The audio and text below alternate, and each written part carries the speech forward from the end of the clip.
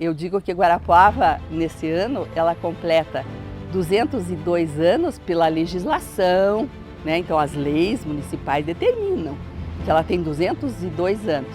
Mas eu digo que Guarapuava tem 211 anos de efetivo povoamento.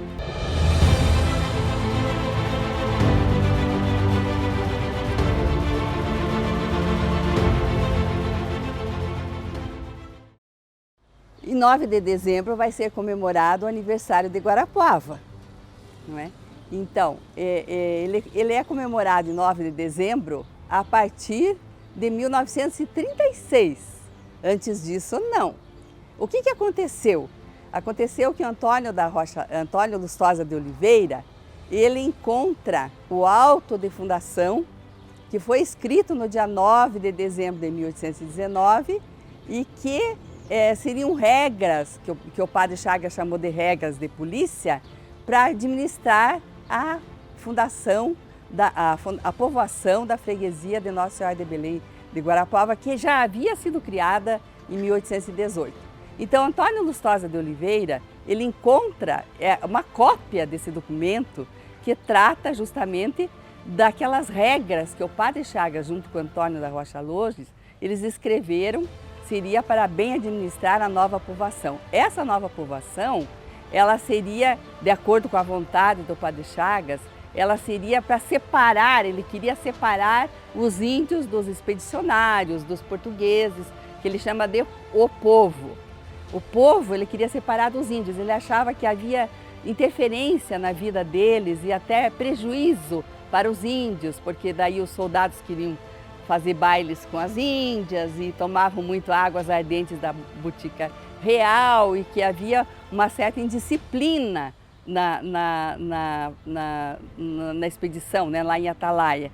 Então, separando, ele achava que seria melhor, que a cidade então ficaria muito melhor. Muito bem. Aí então ele encontra esse auto de fundação, Antônio Lustosa de Oliveira, em 1936, e vai até o prefeito, que era o Aníbal Vilmon na época, e ele diz assim, que estava na hora de Guarapuava ter o seu dia de aniversário, não é? Mas o prefeito disse, olha, nós não temos dinheiro para fazer festas, mas eu ajudo no que for preciso.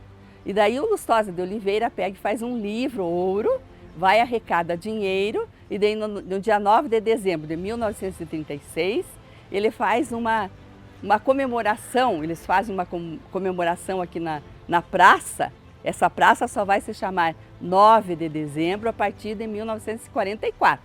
Eu estou falando de 1936.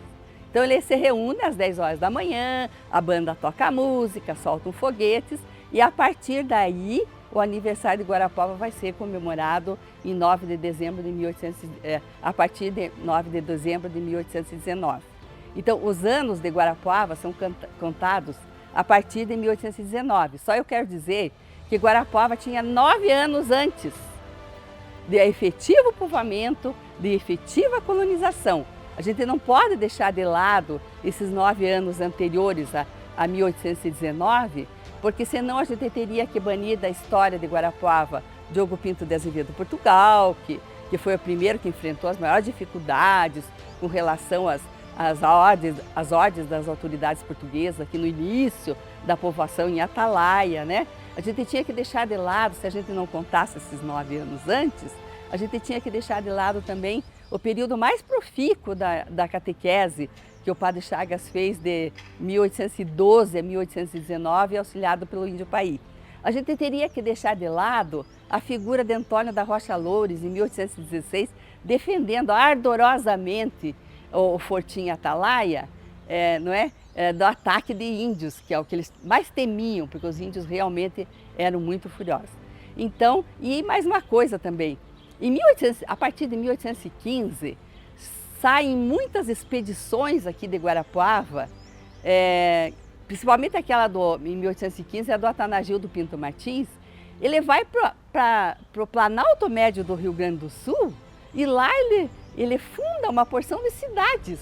Então, uma porção de cidades do Planalto Médio do Rio Grande do Sul, elas foram fundadas a partir de expedições que saíram daqui de Guarapuava. Se a gente não conta os anos anteriores a 1819, a gente está jogando fora tudo isso. E depois eu sempre digo, se por acaso você mudar de lugar, vai levar um filho para registrar, depois de 9 anos que ele nasceu, se você chega para registrar, você tem que registrar ele com 9 anos, não com 0 anos, né? Mas, enfim, a partir de 1936, legalmente tem leis municipais que dizem que o aniversário de Guarapuava no dia 9 de dezembro e contado a partir de 1819, e também por tradição, a partir dali ficou 9 de dezembro de 1819. Mas o que foi que aconteceu realmente em 9 de dezembro de 1819? A gente sabe por intermédio de uma carta que o Antônio da Rocha Loures, que nós chamamos de capitão povoador, que deixou muitos descendentes aqui em Guarapuava, ele escreve para o governador da capitania de São Paulo, porque Guarapuava nessa época pertencia a São Paulo. Guarapuava é anterior ao estado do Paraná, 43 anos, porque o estado do Paraná surge em 1853 e Guarapuava já existia desde 1810, quer dizer, até antes de 1810. Então, ele pega e escreve para esse governador da capitania de São Paulo, ele escreve uma carta. Nessa carta, ele diz assim, ele conta exatamente o que eles fizeram. Eles estavam andando a cavalo com o padre Chagas, e daí, olhando para esse lugar aqui onde era a Sesmaria do Diogo Pinto de Azevedo, Portugal, eles dizem, olha, lá é um lugar excelente para que a gente, um lugar excelente porque a gente coloque essa nova freguesia, essa nova povoação. Lá é um lugar excelente para que essa povoação realmente se estabeleça e aumente também, né? Então, no dia 9 de dezembro de 1819, o padre Chagas e Antônio da Rocha Loures escolhem o local para a instalação da freguesia e igreja de Nossa Senhora de Belém de Guarapuava. Essa igreja foi criada pelo D. João VI, na época não era o Papa, era o rei que mandava. O rei português, que nós éramos de Portugal, né? Então era o rei português que mandava aonde que as igrejas deveriam ser fundadas. Ele dava primeiro um decreto real, depois um alvará, como se fosse uma loja, assim. Pode começar a funcionar. Então, o alvará nosso é de novembro de 1818. E ele o padre Chagas já tinha trazido esse alvará, né? E ele diz lá, então é um lugar muito bonito para a gente colocar a povoação de Nossa Senhora de Belém de Guarapuava. Muito bem. Ele vem para cá, bem aqui onde está a cidade de Guarapuava hoje, onde está a catedral, onde está o santuário de Nossa Senhora de Belém. Ele vem para cá em 1819. No dia 9 de dezembro ele vem para cá. E com o compromisso de voltar para Atalaia e rezar missa todos os domingos e fazer toda a assistência aos índios e ao povo, que ele chamava, né, que ficou lá em Atalaia. O Antônio da Rocha Loures diz assim, eu não saio de Atalaia enquanto as autoridades não digam que eu posso sair. Ele chamava de trem real, no sentido de pegar todas as armas, tudo que eles tinham lá, né, e trazer para o novo local da nova povoação. Então, ele diz assim, eu não me arredo daqui, de Atalaia, na carta, está escrito lá. Na carta ele diz, eu não vou sair daqui enquanto as autoridades portuguesas não aprovem o auto de fundação, e isso ele vai sair de lá somente em setembro de 1821. Então, os portugueses e Antônio da Rocha Loures só saem de Atalaia e vêm para cá em 1821. O padre Chagas vem em 9 de dezembro de 1879. Ele vem acompanhado de índios, vem acompanhado de soldados que o Antônio da Rocha Loures cede para ele, para a segurança dele. E alguns escravos, 2 escravos, e principalmente também como criados dele, para cuidar da casa, da roupa dele, essas coisas todas. E esse auto de fundação, quando eles fazem essa caminhada a cavalo, né, voltam para lá, escolhem o local onde seria fundada a freguesia de Nossa Senhora de Belém, eles voltam para Atalaia. E daí eles sentam os dois e escrevem auto de fundação da freguesia, da igreja e freguesia de Nossa Senhora de Belém de Guarapuava. Esse auto de fundação é chamado como o primeiro plano diretor de Guarapuava, porque é extraordinário. Eles escrevem em 6 capítulos. Nesse ele vai dizer a largura das paredes de cada casa, a altura das paredes. Por quê?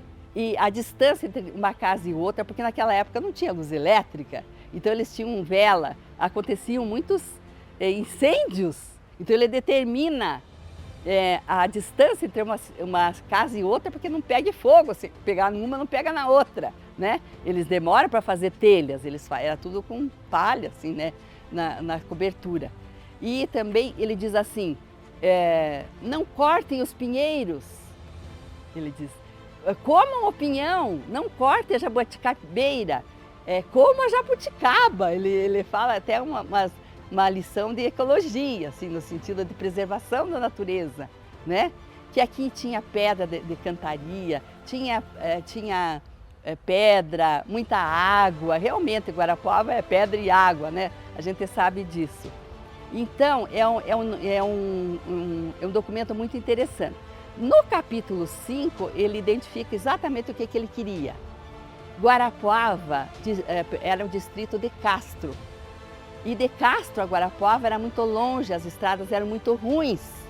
Então, ele diz assim, eu tenho que fazer regra de polícia para bem administrar esse pessoal que está aqui. Quem eram as autoridades naquela época? Era só o comandante e o padre. Não tinha prefeito, não tinha vereador, nem nada.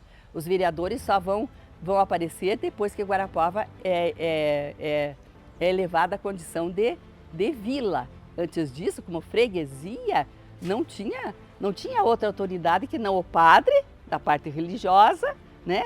E o comandante interino, porque ele estava no lugar do Azevedo Portugal, o Rocha Loures.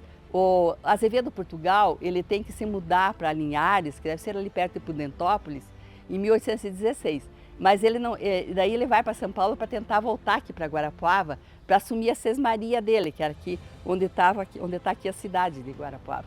Mas acontece que ele morre no início de 1820 e não consegue nunca assumir, eles perdem essa sesmaria, que era uma barbaridade de terreno, né? A família dele perde. Então, mais uma coisa também que eu queria destacar é o seguinte, a gente tem que entender que não se pode contar a história de Guarapuava somente a partir de 1819. Ela já tinha 9 anos de efetivo povoamento. Antes do Diogo Pinto de Azevedo Portugal, já tinha vindo pessoas para cá, só que eles não ficaram, né? Tinha os índios já, claro, tinha os índios por aqui. Mas os portugueses, que é a quem nós pertencíamos, não ficaram. E por que era o rei que determinava se uma povoação deveria ser erigida?